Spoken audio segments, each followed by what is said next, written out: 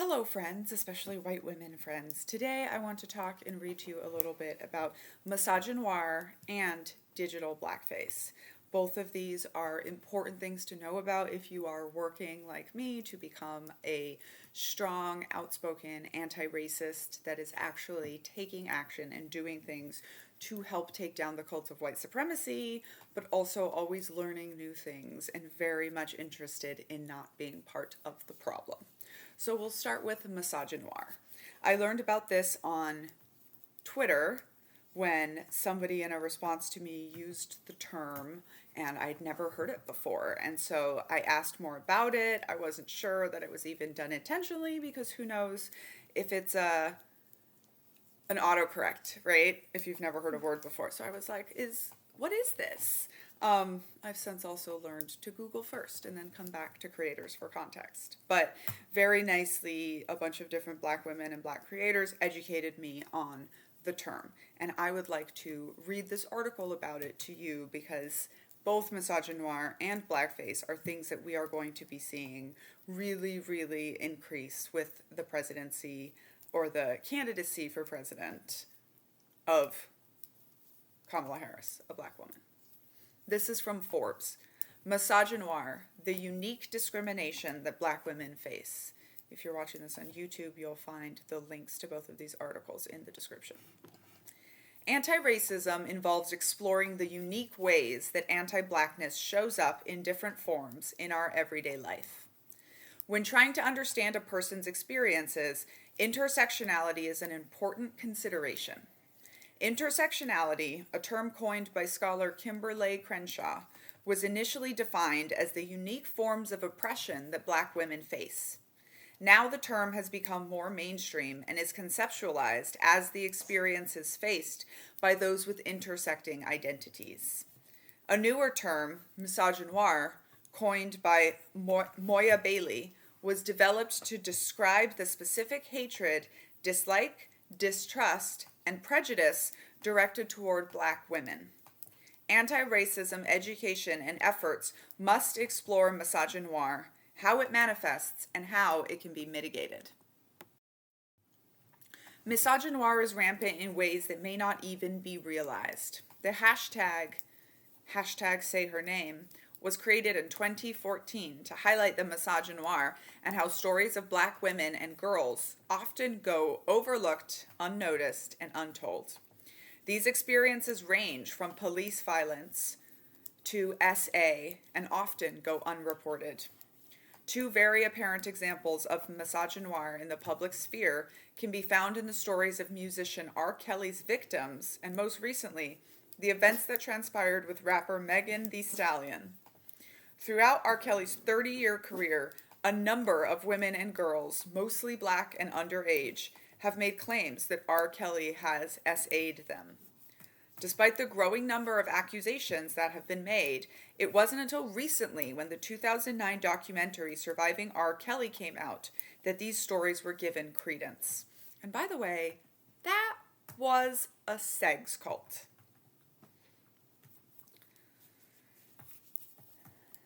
Black women and girls who share experiences of abuse and trauma and assault are largely shunned, criticized, and ignored. These experiences are questioned, scrutinized, and dissected more than any other group. In July, a video emerged featuring rappin' Megan Thee Stallion with what appeared to be injuries to her foot as she was apprehended by law enforcement. In August, Megan Thee Stallion shared that she had, in fact, been shot in the foot by rapper Tory Lanez. Following the sharing of this information, a barrage of criticism directed at Megan Thee Stallion ensued on social media, with many questioning the veracity of her story. Some even labeled her a snitch for publicly naming Lanez as her shooter. Despite the wealth, fame, and notoriety that Megan Thee Stallion has amassed, the amount of harsh and insensitive comments directed at her is a painful reminder that misogynoir is alive and well, even in Hollywood. Not to mention everything that was written about Meghan Markle.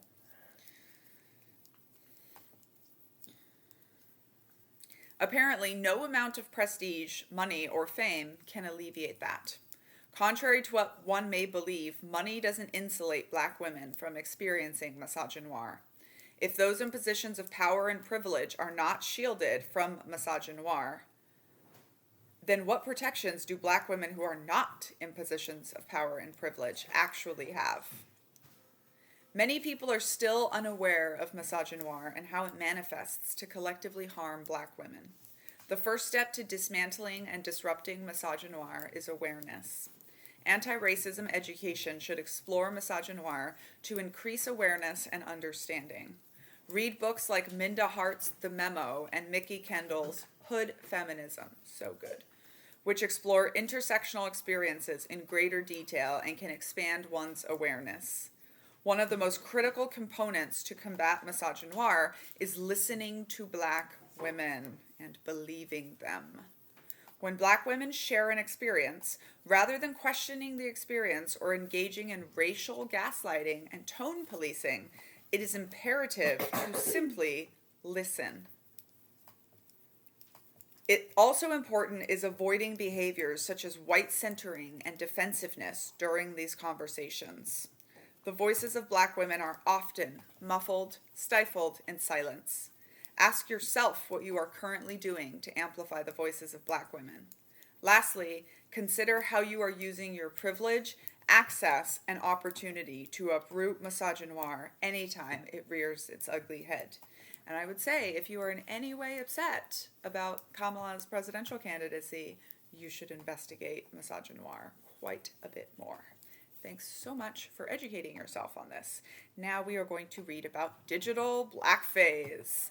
This is another one that I got educated about on Twitter, and this was right after the Harris-Pence debate, and I tweeted a meme about I'm speaking. What is digital blackface? Experts explain why the social media practice is problematic.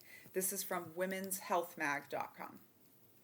Before you send another GIF, read this by Madeline Howard. POV. Your friend said something in the group chat that you think is hilarious. In response, you send a quick reaction GIF, since GIFs encompass your feelings better than any text could, especially when they're of someone as witty as Nicki Minaj or RuPaul. Harmless, right? Well, it's not that simple.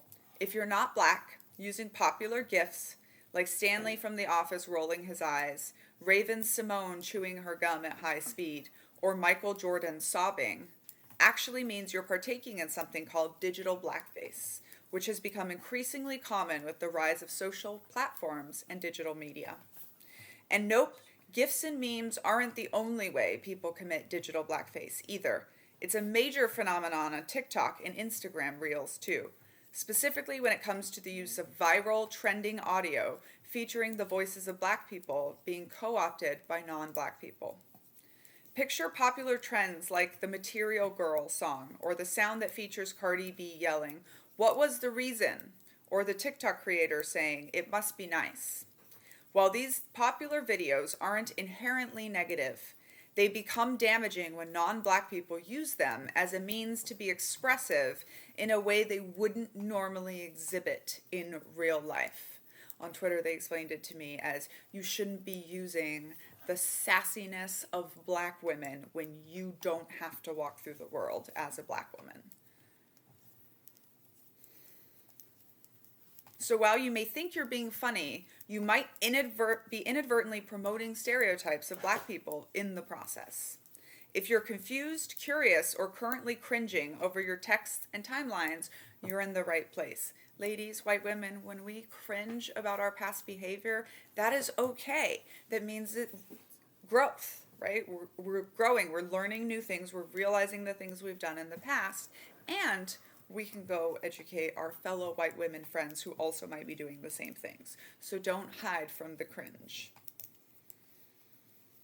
Here's why you should be more conscious of your online choices so that you don't cause more damage. What is digital blackface? Digital blackface is when non-black people use the images and voices of black individuals to explain emotions or phenomena, says Jardin Dogan, MED, EDS, a counselor and educator specializing in black mental health and creator of the popular Instagram account Black Folks Therapy at BLKFOLX Therapy. It's when people use images to claim Black identity, but they don't identify as Black. And let's remember, impact and intent don't have to be connected. So even if you didn't know you were doing this, you can still have this impact on fellow humans. As innocent as sharing these images may seem, digital blackface is problematic because it perpetuates negative stereotypes about Black people. Namely, that they're typically overanimated, loud, aggressive, angry, hypersexual, and more, Dogan explains. This exaggerated, hostile perception is particularly pervasive on TikTok, where I hope you all are watching this video, where many white and non-Black creators pair audio featuring Black voices with hyperbolic expressions and gestures in a manner they are promoting as comedic, but really isn't. In order to put on the voice of a Black woman, they feel like they also have to put on an entire performance as well, which is often quite offensive, explains Alexis Williams, a TikTok creator with over 200,000 followers and an engineering student at New York University who has written in-depth about digital blackface use among Gen Z. Go check her out, Alexis Williams. Basically, with TikTok, the combination of video and audio takes blackface to a whole new level, says Carrie Kirk, PhD, a clinical psychologist at MedStar Georgetown University Hospital. Some users are making the stereotype come to life, says Kirk. These stereotypes can impact Black women more than any other demographic, Kirk explains. For example, when Black women see non-Black people being valued for emulating trends or characteristics made popular by Black women, but they themselves do not obtain that same recognition, it can negatively impact mental health, Kirk says. So again, while these videos might seem like just another fun way to engage with social media, they're very harmful. And by participating, you are reinforcing the pervasive negative stereotypes about what it means to be a Black person. And no, this doesn't mean that Black person can't use memes and GIFs of white people. It doesn't go both ways. We do not live in a world of anti-whiteness. Yes, it's modern day minstrelsy, says Kirk. Yes, you can trace the nature of digital blackface all the way back to minstrel shows. In the early 19th century, it became a popular form of entertainment for white performers to paint their faces Black and mimic the likeness of Black people for all white audiences, Dogan says. Today, Black men are seen as angry, aggressive, and violent. Those ideas come from minstrel shows. Among other things, Dogan explains. Black women are seen as hypersexual, angry, and as breeders. That came from the time of slavery. Essentially, digital blackface is a virtual contemporary form of the racist shows, Dogan says.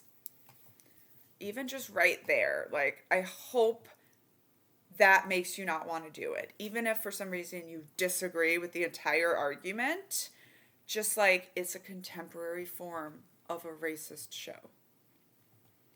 So while GIFs, memes, and videos may appear harmless from the perspective of non-Black people, it's actually very easy to see how digital blackface perpetuates systemic racism.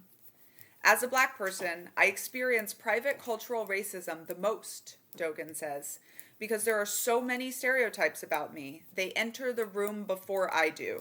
And digital blackface gives non-Black people a false understanding of how Black people exist in the world. This is why relying on imagery and audio featuring Black people to help you describe your emotions or get a laugh is ultimately not okay, especially when systemic racism ensures that Black men, women, and non-binary people consistently struggle to achieve justice, equity, and positions of influence. Digital blackface content typically exists to be funny, explains Rihanna Elise Anderson, PhD, assistant professor in the School of Public Health at the University of Michigan. But because of the historical roots of minstrelsy and entertainment value, to non-Black people they represent an exaggeration rather than someone who can be an expert on something or a leader anything deemed serious. Furthermore, these issues are rooted in minstrelsy, not just in the nature of the performance itself, but also in that white performers are profiting, both socially and financially, off of the likenesses of black people. On TikTok, the most popular creators can make thousands of dollars per post, and they often use choreography, audio, and mannerisms made popular by black personalities to do so, Kirk says. This dehumanization of black people is what makes stereotypes dangerous. Think about it this way. A white woman can send a gift of Nene Leakes of the Real Housewives of Atlanta, rolling her eyes without consequence. But in real life, a black woman can lose her job for expressing her feelings in a way that others perceive as sassy or angry, Dogan explains. And it has been proven throughout U.S. history a black man can be unalived for demonstrating aggression, confusion, or even indifference.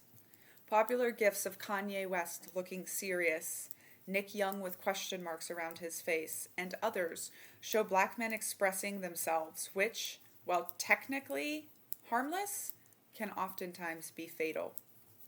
Digital blackface is also a form of cultural appropriation because non-black people are adopting a blackness that can be shed and taken on as they please, while actual black people are forced to confront their race daily without the privilege of letting it go when it's no longer cool or convenient, Dogan explains.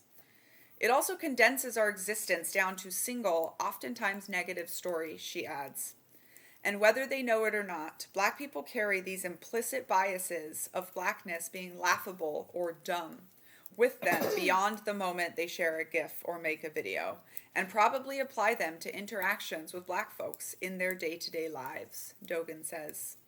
But black people are not monolithic, she explains. We are all different.